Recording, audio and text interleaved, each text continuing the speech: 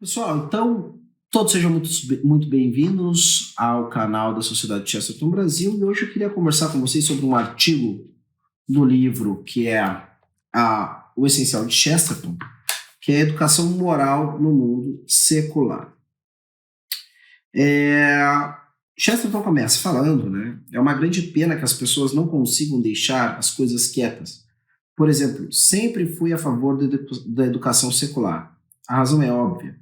Acredito numa religião e quem crê numa religião dela descrê um bocadinho. Se quisermos dizê-lo à moda pedante, não se pode dividir algo orgânico e vivo sem matá-lo. Amar o cachorro deitado à frente da lareira não é amar as partes do cachorro deitado à frente da lareira. Quanto mais você quiser encontrar sua esposa na sala, tanto menos, via de regra, quererá encontrar metade dela na sala. Metade de uma esposa não é algo melhor que o casamento. É pior, pois significa ser um viúvo em vez de ser solteiro. Daí decorre que qualquer coisa que tenha em si um centro de ser e uma circulação de força não pode ser cortada.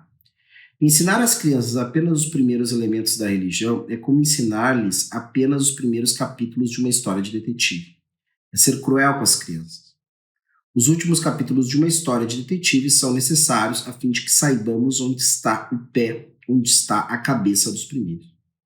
E a religião difere da filosofia exatamente nisto.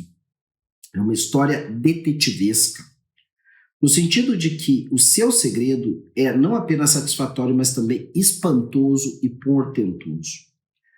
Parar no meio de algo assim e dizer que não se deve passar da página 5 é exatamente como parar no meio de um romance, de um enigma ou de uma anedota, ou ainda de uma pegadinha. Em todo e qualquer caso é cortar a coisa antes de se saber para que serve a coisa, e torná-la imortal antes mesmo de ela existir. E é justificá-la antes de ela se justificar a si própria. Ora bem, sei que não tenho como ensinar toda a minha religião a todas as crianças inglesas. Sei também que com divisões intelectuais de hoje em dia seria perverso tentá-la.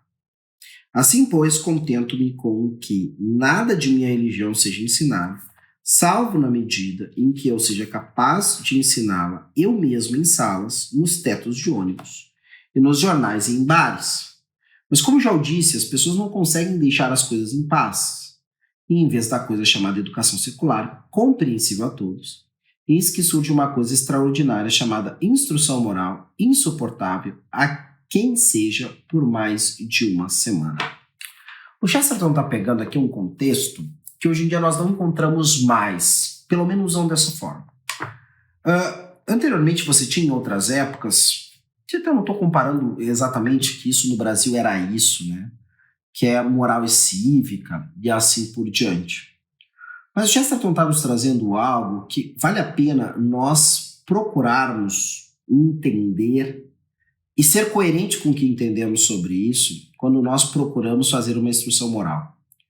Para dar um exemplo, uma vez um amigo me questionava sobre a questão da proibição dos casais católicos, especificamente pessoas casadas na igreja, do uso de contraceptivos ou de camisinha dentro da sua relação conjugal.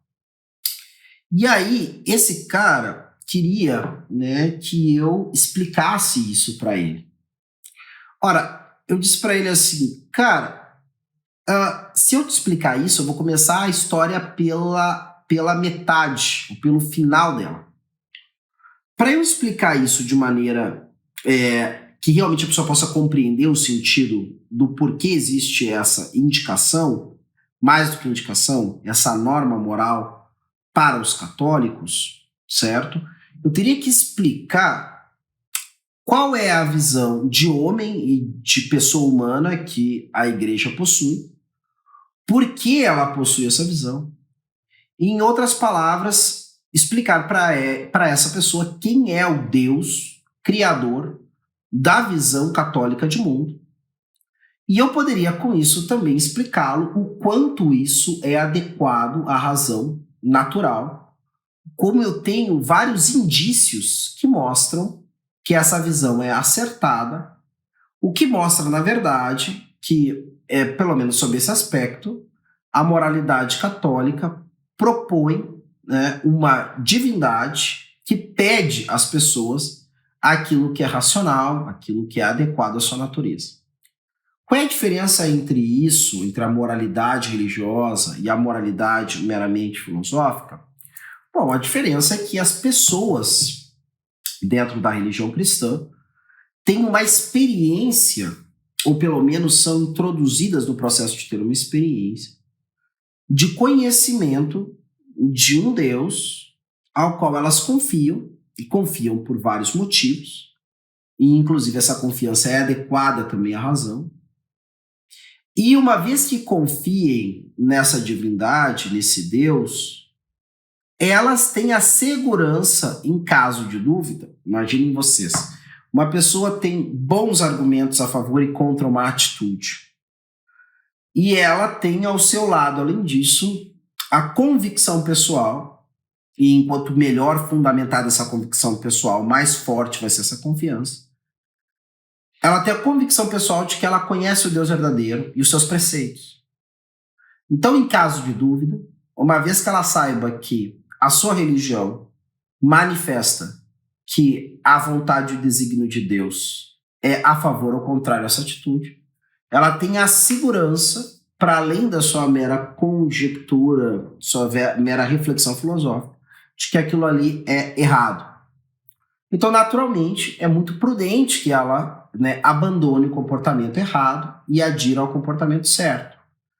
Não somente por causa da proibição moral, religiosa, mas também por causa da questão racional dela. Agora imaginamos alguém que não tem nenhuma ideia formada acerca de uma determinada atitude. E ela, então, descobre que aquela atitude é proibida pela sua religião, que ela tem os seus bons motivos para considerar a religião verdadeira. Bom, também naturalmente ela, até segunda ordem, vai então, né, muito prudentemente, ter ali um critério que vai dizer para ela não faça. Porque isso é uma atitude prudente do ponto de vista moral. Na dúvida, não faça. E com isso, ela vai ter, então, se livrado de muitas atitudes que depois ela vai compreender melhor por que eram erradas. É claro que isso sempre compreende a ideia de que uma pessoa que é religiosa vai procurar um amadurecimento integral que com isso também vai afetar a sua visão de religião. Ou seja, nós não podemos pensar que uma pessoa, e esse que é um problema muito sério que nós temos hoje em dia com relação à educação moral ou ética, certo? Que uma pessoa possa passar o resto da vida com os mesmos conceitos de certo e errado que ela apreendeu quando criança, pelos mesmos motivos de quando era criança. Ou seja, é evidente que uma moralidade que foi recebida por parte dos pais ou da igreja, com um argumento de autoridade, quando a pessoa não tinha a capacidade de compreender muito bem, argumentos que mostram a razão de pensar que as coisas eram de um jeito ou de outro, certo? É evidente que a pessoa que fica com isso até uma idade adulta, uma idade em que é capaz de crítica, se ela não amadurece essa visão, evidentemente é muito fácil ela abandoná-la. Ela acaba enxergando simplesmente que a sua visão de certo e errado era naquela época não porque aquilo fosse de fato bem fundamentado, mas simplesmente porque ela era criança e não tinha nenhuma capacidade de confrontar aqueles elementos de autoridade, seus pais, sua religião e assim por diante. Porém, o que acontece com o homem maduro, que foi formado numa visão verdadeira de mundo e foi amadurecendo e criticando essa visão conforme ganhava capacidade para isso, é que se ela era de fato verdadeira, muito provavelmente ele vai se tornar cada vez mais convicto dela e não menos. Então, o problema que nós temos hoje é o seguinte: nós estamos diante de um número enorme de pessoas que querem apresentar essas questões de ética ou moral sem apresentarem nenhum fundamento antropológico ou qualquer coisa que o valha, né, para as pessoas ao qual elas se dirigem.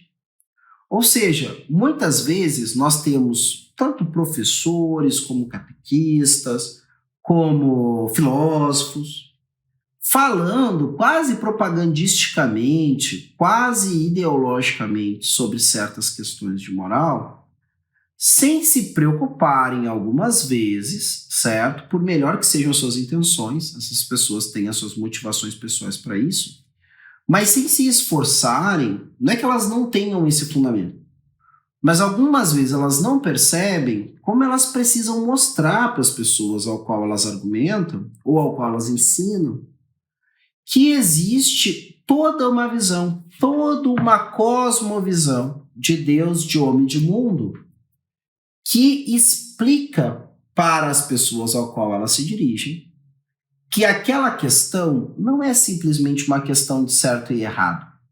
É uma questão do caminho para a pessoa encontrar a felicidade como ser humano. E isso faz toda a diferença. Porque, de fato, quando alguém entende algo simplesmente como uma regra que demanda um fiscal, policial, vigia, que vai estar me cuidando para que no momento que eu sair da linha me puna, eu muito naturalmente começo a procurar caminhos para fazer essas coisas somente enquanto eu estou sendo observado. Enquanto alguém que entende que aquilo ali é algo próprio da sua natureza, vai evitar aquilo em qualquer situação. Você não precisa de nenhum vigia para convencê-lo a não tomar um veneno mortal.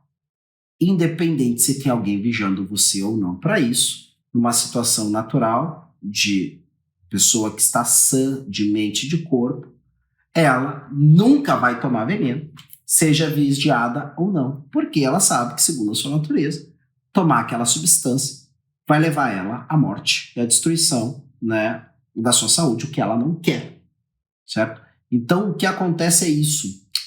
Muitas vezes, se é para falar de certos ditames morais ou éticos, sem explicar os fundamentos disso na própria existência da pessoa, em quem ela é, no ser humano, no gênero humano que ela pertence, você pode algumas vezes causar um desserviço, onde você vai causar na pessoa um ódio ao bem, porque na verdade ela vai entender que aquilo ali é simplesmente você querer restringir uma coisa que não é um bem absoluto, mas com certeza é um bem muito importante de todos nós, que é a liberdade. E formar para a liberdade significa formar as pessoas para entender quem são e assim ajudá-las a tomarem uma decisão coerente com o bem verdadeiro de quem elas são, mesmo que isso seja difícil ou árduo. Eu não preciso ir muito longe para mostrar isso para você. No momento que você entende que a sua saúde depende de uma determinada alimentação, que nem sempre é mais saborosa, de um determinado comportamento em relação a atividades físicas, que nem sempre é prazeroso, de um determinado comportamento em relação aos demais, que muitas vezes limita o que você queria fazer naquele momento, mas é o justo e o honesto em relação aos outros, e por isso você deve fazer isso, ou deixar de fazer aquilo. No momento que você compreende essas coisas, por mais que seja difícil para você durante um tempo, você entende que isso é necessário para ter uma vida feliz, certo? Então, na verdade, a grande dica do Chesterton em relação a isso é um chamado, né? É um chamado, dica é uma maneira até pobre de chamar isso. Ensinamento de Chesterton em relação ao nosso comportamento em relação ao certo e errado é o conselho assim, nós temos que começar a queimar a mufa, queimar, né, gastar a nossa inteligência procurando compreender qual é o meio mais eficaz de, no meu ensino acerca do certo e errado para as pessoas, como é que eu vou dar para elas, né, junto com esse meu ensinamento, uma visão de mundo coerente com o que eu estou falando, certo? Isso tem a ver, sobretudo, com uma honestidade que procura não prender as pessoas, na minha opinião. Porque é isso, às vezes algumas pessoas simplesmente estão satisfeitas que a sua influência seja o suficiente para obrigar os demais a agirem de uma forma ou de outra. E isso tem prazo de validade. No momento que a pessoa entender que, de alguma forma, foi coagida ou simplesmente agiu por influência de outro que não é ela, naturalmente, às vezes, até mesmo por desejo de reconquistar a própria autonomia, é capaz da pessoa justamente ir para o comportamento contrário, né? Então tenhamos paciência e procuremos fazer isso direito. Quando tentamos instruir alguém sobre o certo e errado, tentemos mostrar para a pessoa que nós não estamos preocupados com a regra de um clube, nós estamos preocupados com a felicidade dela.